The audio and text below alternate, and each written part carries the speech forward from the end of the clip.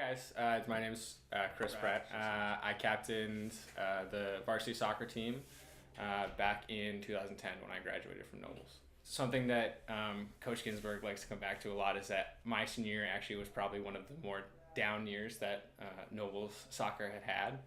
And he always likes to come back to me and say, what do you think happened and things like that. And I actually focus on what I thought was really great was that I was really close to 20 other guys through 9 through 12, and we developed sort of a bond every day after school, playing Zomo and bus rides. And so, as much as I did want to win and I wanted to do really well, I sort of focus on the camaraderie that we had, and I think that's what makes high school sports, college sports, any sort of team that you're on and you're going to school with the people and you're living with them and anything like that, I think that's what makes it really special. So clearly, I think Coach Ginsburg was a huge role model in my life, from actually not putting me on the team freshman year because I was 5'1" and weighed 70 pounds soaking wet. I don't think he wanted to put me into a varsity match at that point.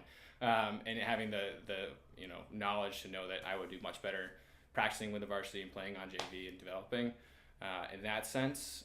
So he was great. I think someone that I really looked up to was Henry Foote, who was he was a senior when I was a freshman, so I was only practicing with the team, but sort of the way he carried himself and that he, in everything that they did, because I think a lot of the times when you're an older member of a team, you can kind of feel like you may be able to take drills off, or you may be able to take sort of more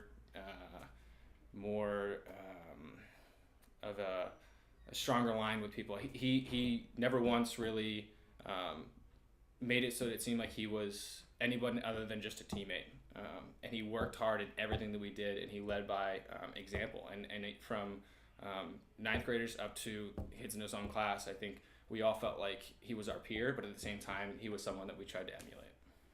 It's a tough position because you're elected to this position because people respect you, but it's also a lot of because people enjoy having you there, and you develop this really close bond with everyone on the team, right? And so what I think gets really tough is that in that role as a captain, you at a certain point have to let those friendships and those bonds become a little bit secondary to what's best for the team.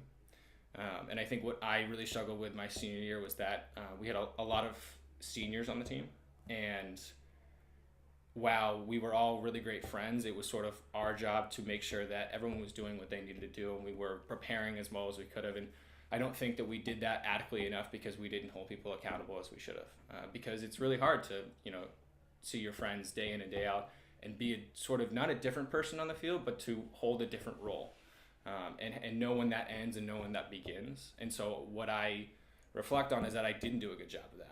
I let sort of my friendships and my bonds impact how I led, and I think that impacted our season. We weren't finishing out games, we weren't fighting to the end because we hadn't created that culture, because we weren't holding people accountable.